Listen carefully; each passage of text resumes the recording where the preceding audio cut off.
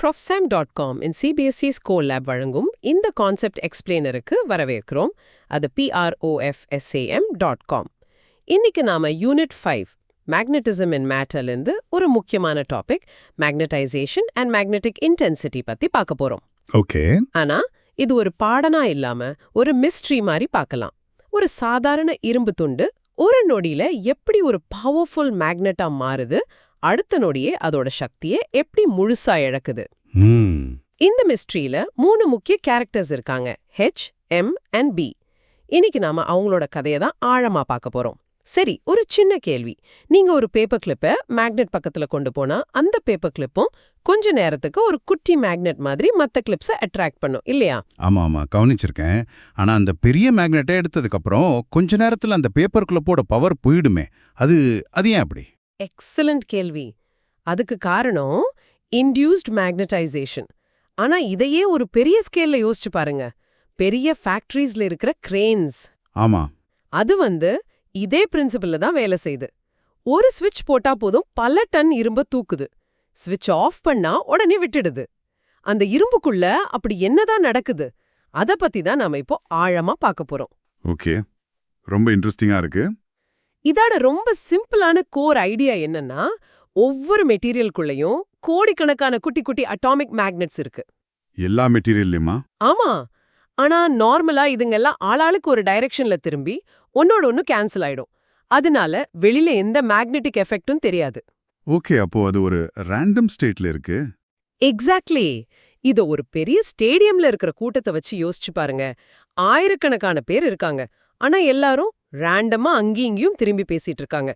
அந்த கூட்டத்துக்குன்னு ஒரு common direction கிடையாது. இதுதான் ஒரு அன்மேக்னடைஸ்ட் மெட்டீரியல். சரி, புரியுது. இப்போ திடீர்னு ஸ்டேஜ்ல இருந்து ஒருத்தர் எல்லாரையும் ஒரே டைரக்ஷனை ஸ்டேஜ பார்க்க சொல்றாருன்னு வச்சுக்கோங்க. எல்லாரும் அவர் சொன்னதும் ஒரே டைரக்ஷன்ல திரும்பும்போது அந்த கூட்டத்துக்கு ஒரு கலெக்டிவ் பவர், ஒரு ஒழுங்கு வருது இல்லையா? ஆமா, வருது. அந்த மாதிரி தான் நாம வெளியேந்து ஒரு மேக்னெட்டிக் ஃபீல்ட் அப்ளை பண்ணும்போது உள்ள இருக்கிற இந்த கலஞ்சு கிடக்கிற அட்டாமிக் டைபோல்ஸ் எல்லாம் ஒரே டைரக்ஷன்ல திரும்புது. இந்த அலைன்மெண்ட் ப்ராசஸ்க்கு பேரு தான் மேக்னடைசேஷன். ஓ, அப்போ எல்லா மெட்டீரியல்லையும் இந்த மாதிரி குட்டி அட்டாமிக் மேக்னெட்ஸ் இருக்குமா? மரம், பிளாஸ்டிக்ல கூடவா? ஆமா, எல்லா மெட்டீரியல்லையும் இருக்கு. ஆனா அந்த ஸ்டேஜ்ல இருந்து வர்ற கமாண்டுக்கு எல்லாரும் ஒரே மாதிரி ரெஸ்பாண்ட் பண்ண மாட்டாங்க இல்லையா? இல்ல. இரும்பு மாதிரி சில மெட்டீரியல்ஸ் ரொம்ப ஆர்வமா வேகமா திரும்பிடும். மரம், பிளாஸ்டிக் மாதிரி சில மெட்டீரியல்ஸ் அதை கண்டுக்காது. இந்த ரெஸ்பான்சிபிலிட்டியை பொறுத்து தான் அதோட மேக்னெட்டிக் ப்ராப்பர்ட்டி மாறும். ஓகே. இப்போ மனசுல இப்படி ஒரு மென்டல் இமேஜ் கொண்டு வாங்க. ஒரு இரும்பு துண்டுக்குள்ள கோடிக்கணக்கான குட்டி அம்புக்குறிகள், அதாவது ஆரோஸ் இருக்கு. மேக்னடைஸ் ஆகாதப்போ அந்த ஆரோஸ் எல்லாம் ரேண்டமா எல்லா திசையிலயும் இருக்கு. சரி. நாம மேக்னடைஸ் பண்ணும்போது அந்த எல்லா ஆரோகளும் சட்டுன்னு ஒரே மாதிரி நார்த்த நோக்கி திரும்புது. அந்த அலைன்ட் ஆரோஸ் தான் நமக்கு வெளியே தெரியிற மேக்னெட்டிக் ஃபீல்ட உருவாக்குது. இந்த அனாலஜி ரொம்ப நல்லா புரிய வைக்குது. அந்த ஆரோஸ் தான் அட்டாமிக் மேக்னெட்ஸ். Perfectly correct. சரி, இப்போ NCERT இதை எப்படி டிஃபைன் பண்ணுதுன்னு பார்க்கலாம். இந்த மேக்னடைசேஷன், அதாவது M-க்கான டெஃபினிஷனை கொஞ்சம் படிங்க. We define magnetization M of a sample to be equal to its net magnetic moment per unit volume. M is equal to M net V. இதுல net magnetic moment per unit volumeனா என்ன? கொஞ்சம் புரியற மாதிரி சொல்லுங்களேன். Sure. நம்ம crowd analogyக்கு போவோம். அந்த ஸ்டேடியம்ல ஒரு சின்ன 1 cubic meter பாக்ஸில் இருக்குன்னு வச்சுக்கோங்க. ஓகே. அந்த பாக்ஸ்குள்ள இருக்கிற ஆளுங்களோட கலெக்டிவ் டர்னிங் எஃபெக்ட் தான் magnetic moment per unit volume. அதாவது ஒரு சின்ன இடத்துல எவ்வளவு அட்டாமிக் டைபோல்ஸ் அலைன் ஆயிருக்கு அப்படின்றதோட அளவு தான் மேக்னடைசேஷன் M. ஓ, அப்போ ஒரு சின்ன ஏரியால இருக்கிற அலைன்மெண்டோட ஸ்ட்ரென்த். ஆமா. இப்போ நம்ம மிஸ்ட்ரியோட 3 கேரக்டர்ஸையும் பார்க்கலாம், B, H மற்றும் M. இது ரொம்ப முக்கியம், கவனமா கேளுங்க. சரி. ஸ்டெப் 1. முதல்ல H, அதாவது மேக்னெட்டிக் இன்டென்சிட்டி. இது நாம வெளியிருந்து கரண்ட் மூலமா கொடுக்கிற டிரைவிங் ஃபீல்டு. நம்ம அனாலஜில ஸ்டேஜ்ல இருந்து எல்லாரையும் திரும்ப சொல்றாரே, அவரோட கமாண்ட் மாதிரி. ஓகே, இது எக்ஸ்டர்னல் ஃபீல்டு. ஆமா. ஸ்டெப் 2. அடுத்து M, அதாவது மேக்னடைசேஷன். இது அந்த H கமாண்டுக்கு மெட்டீரியல் எப்படி ரெஸ்பாண்ட் பண்ணுதுன்னு அர்த்தம். அதாவது அந்த கூட்டம் எந்த அளவுக்கு ஒரே திசையில திரும்புதுன்னு அர்த்தம். இது மெட்டீரியலோட ரெஸ்பான்ஸ். எக்ஸாக்ட்லி. ஸ்டெப் 3, கடைசியா பி, அதாவது மொத்த மேக்னெட்டிக் ஃபீல்ட். இது H மற்றும் M ரெண்டும் சேர்ந்த டோட்டல் எஃபெக்ட்.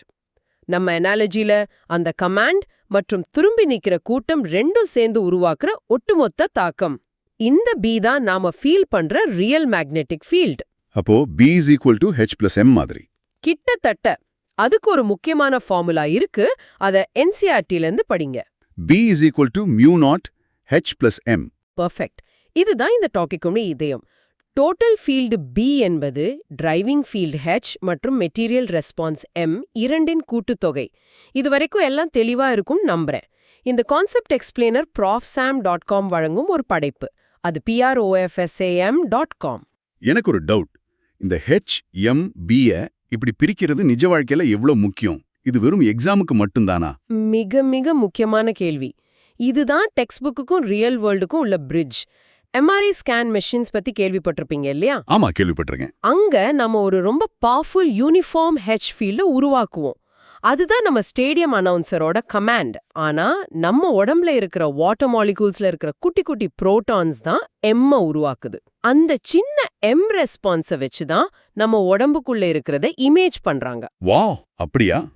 ஆமா. இங்க H என்பது ஒரு பெரிய சுத்தியல். M என்பது அது தட்டினப்போ வர்ற சின்ன மணி ஓசை. அந்த சின்ன ஓசையை கேட்டுதான் டாக்டர்ஸ் நம்ம உடம்புக்குள்ள என்ன இருக்குன்னு கண்டுபிடிக்கிறாங்க. இது நான் நினைச்சு கூட பார்க்கல. அப்ப H-ஐயும் M-ஐயும் தனித்தனியா புரிஞ்சுக்கிறது மெடிக்கல் ஃபீல்ட்ல எவ்வளவு முக்கியமா? ஆமாம். இந்த H, M, B-யோட உறவு நிஜத்துல எவ்ளோ பவர்ஃபுல்னு ஒரு சின்ன கணக்கு மூலியமா பார்க்கலாம். அதுக்கு முன்னாடி ஒரு பொருளோட ரெஸ்பான்சிபிலிட்டியை எப்படி மெஷர் பண்றதுன்னு தெரிஞ்சுக்கணும். அதுக்கு பேரு மேக்னெட்டிக் சசெப்டிபிலிட்டி. அதோட சிம்பிள் கை. ஓகே, கை. சரி, ஒரு சாலினாய்டுக்குள்ள நாம H = 1000 ஆம்ப்ஸ் அளவுக்கு ஒரு டிரைவிங் ஃபீல்ட உருவாக்குறோம். அதுக்குள்ள ஒரு இரும்பு ராட வைக்கிறோம். இரும்போட மேக்னெட்டிக் சசெப்டிபிலிட்டி கை ஒரு 200ன்னு வச்சுப்போம். அப்போ M என்ன, B என்னன்னு கண்டுபிடிக்கலாமா? சரி, ட்ரை பண்றேன். M கண்டுபிடிக்க ஃபார்முலா M = கை H. அப்போ M = 200 பெருக்கல் 1000. அது 2 lakh ஆம்ப்ஸ். கரெக்ட். பாருங்க, நாம கொடுத்த H வெறும் 1000 தான். ஆனா அயன் ரெஸ்பாண்ட் பண்ணதுல உருவான M அதை விட 200 மடங்கு அதிகம். வாவ், அப்ப B ரொம்ப ரொம்ப அதிகமா இருக்குமே. ஆமா. B = μ0 × H + M. அதாவது B = μ0 × 1000 + 2 lakhs இருக்கும். So B approximately μ0 × 2 lakh 1000 இருக்கும். இதுவே அந்த இரும்பு இல்லாம வெறும் H மட்டும் இருந்திருந்தா B = μ0 × 1000 தான் இருந்திருக்கும். ஓ, இதனால தான் எலக்ட்ரோமேக்னெட்ஸ்ல அயன் கோர் வைக்கிறாங்க. அது ஃபீல்ட 200 மடங்குக்கு மேல ஆம்ப்ளிஃபை பண்ணுது. இந்த டாபிக் நாம முன்னாடி படிச்ச கரண்ட் உருவாக்குற மேக்னெட்டிக் ஃபீல்டுக்கும் இனிமே படிக்க போற பொருட்களின் மேக்னெட்டிக் ப்ராப்பர்ட்டிஸ், அதாவது டயாமேக்னெட்டிசம், பாராமேக்னெட்டிசம்க்கும் ஒரு பாலமா இருக்கு. எனக்கு ஒரு சந்தேகம். ஸ்டூடெண்ட்ஸ் பண்ற ஒரு பொதுவான தப்பு என்னன்னா M-ம் B-யும் ஒண்ணுதான்னு நினைக்கிறது. எனக்கே அப்படிதான் தோணுச்சு. கரெக்ட். இதுதான் மார்க்ஸை குறைக்கிற ஒரு சைலண்ட் கில்லர். M ஒன்னது மெட்டீரியலோட ரெஸ்பான்ஸ் மட்டும்தான். உள்ள என்ன நடக்குதுன்னு சொல்றது. ஆமா. ஆனா B அன்னது டோட்டல் ஃபீல்ட். அதாவது டிரைவிங் ஃபீல்ட் H-ம் மெட்டீரியல் ரெஸ்பான்ஸ் M-ம் சேர்ந்தது.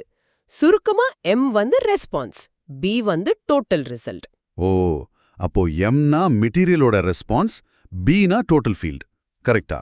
Perfectly correct. இன்னொரு தப்பு. H-னா மெட்டீரியலுக்கு உள்ள இருக்கிற ஃபீல்ட், B-னா வெளியே இருக்கிற ஃபீல்டுன்னு நினைக்கிறது. ஆமா, எனக்கும் ஆரம்பத்துல அப்படிதான் தோணுச்சு. அதுவும் தப்பு. H-ம் B-யும் எல்லா இடத்துலயும் இருக்கும். வித்தியாசம் அதோட சோர்ஸ்ல தான் இருக்கு. H-ஓட சோர்ஸ் ஃப்ரீ கரண்ட்ஸ், நாம வயர்ல அனுப்புற கரண்ட். ஓகே. B-யோட source free currents plus magnetisation. வாக்யூம்ல M = 0. அதனால அங்க B = μ0 H. சோ டிஃபரன்ஸ் இடத்துல இல்ல, சோர்ஸ்ல இருக்கு. அப்போ H-ஐ உருவாக்குறது நாம அனுப்புற கரண்ட், B-ய உருவாக்குறது நாம அனுப்புற கரண்ட்டும் பொருளுக்குள்ள இருக்கிற அட்டாமிக் கரண்ட்ஸும். இது இப்ப ரொம்ப தெளிவா இருக்கு. இது சுலபமா ஞாபகம் வச்சுக்க இந்த 3 வார்த்தைகளை ஒரு ஃப்ரேஸ் மாதிரி சொல்லுங்க. H drives, M responds, B is the total. H தள்ளுது, M ரெஸ்பாண்ட் பண்ணுது, B தான் மொத்த ரிசல்ட். அருமை. இதை இன்னும் நல்லா பதிய வைக்க ஒரு பிசிக்கல் ஜெஸ்சர் கூட இருக்கு. உங்க வலது கைய நேரா முன்னாடி நீட்டுங்க. அதுதான் டிரைவிங் ஃபீல்ட் H. சரி. இப்போ உங்க விரல்களை சுருட்டுங்க. இது மெட்டீரியலோட ரெஸ்பான்ஸ் M. ரெண்டும் சேர்ந்த மொத்த இஃபெக்ட் தான் B. இது நல்லா இருக்கு. H drives, M response. B is total. முக்கியமான ஃபார்முலாவை மறக்காதீங்க. B is equal to mu naught H plus M. சரி, இந்த டாபிக்க 3 பாயிண்ட்ல எக்ஸாம்க்கு ஞாபகம் வச்சுக்கலாம். சொல்லுங்க. 1. மேக்னடைசேஷன் M என்பது ஒரு பொருளின் ஒரு யூனிட் வால்யூம்ல உள்ள அட்டாமிக் டைபோல்ஸோட நெட் அலைன்மெண்ட். இது பொருளின் ரெஸ்பான்ஸ். சரி. 2. மேக்னெட்டிக் இன்டென்சிட்டி H என்பது எக்ஸ்டர்னல் கரண்ட்ஸால உருவாக்கப்படுற டிரைவிங் ஃபீல்ட். இது பொருளை சார்ந்தது இல்ல. இது நாம கொடுக்கிற இன்புட். ஓகே. 3. மொத்த காந்தப்புலம் டோட்டல் மேக்னெட்டிக் ஃபீல்ட் B. இந்த இரண்டையும் சார்ந்தது. அதோட சமன்பாடு B is equal to mu 0 H plus M. இதுதான் final result. 12th CBSE Physics, Chemistry மற்றும் Mathsல அதிகபட்ச மதிப்பெண்களை பெற professam.comக்கு விசிட் பண்ணுங்க.